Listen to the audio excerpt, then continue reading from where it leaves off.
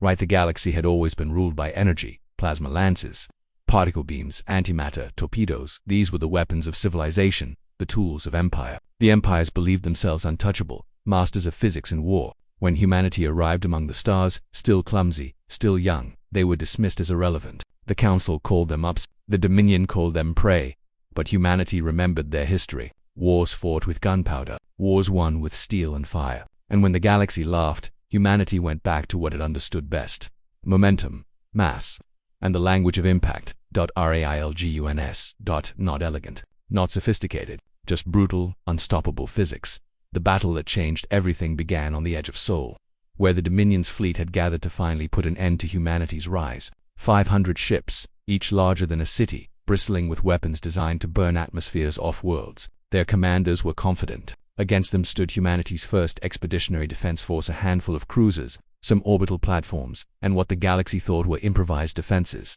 They expected surrender. Instead, they met the void's scream. The first salvo came from hidden batteries orbiting in darkness, railguns firing in perfect sequence. The slug's tungsten rods accelerated to a fraction of light speed, cut through the Dominion's vanguard before they even registered the attack. One moment their leading dreadnought was boasting across the cums. The next it was a field of molten fragments expanding into vacuum. The Dominion commander hesitated. That hesitation cost him his fleet.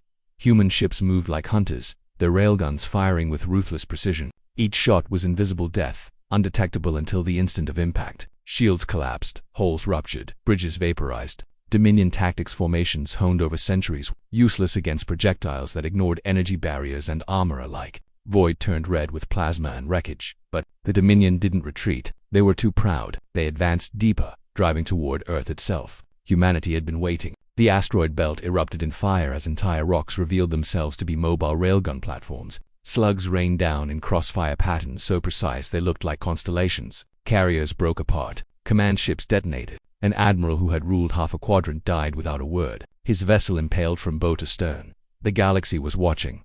Every empire had sent observers, certainly were witnessing humanity's destruction. Instead, they saw the impossible. The Dominion's mighty war fleet shredded in hours by a species barely out of its cradle. Panic swept through the council chambers. If humans could do this to the Dominion, what could they do to the rest? Still, arrogance held. A fluke, they said. The humans got lucky. So they sent another fleet, larger, stronger. A coalition, this time 9 empires united, 1,000 ships gliding through the void with weapons charged. They broadcast across human space: surrender your arms, bend the knee, or be erased. Humanity answered with silence. Then came the storm.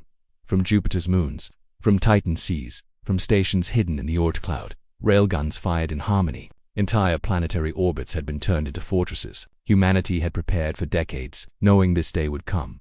The coalition never stood a chance. Their shields flared and failed. Their armor split like paper. Ships disappeared faster than admirals could shout orders. But humans didn't fight like the galaxy. They didn't duel ship to ship with elegant beams. They unleashed mathematics and brutality. Every trajectory calculated.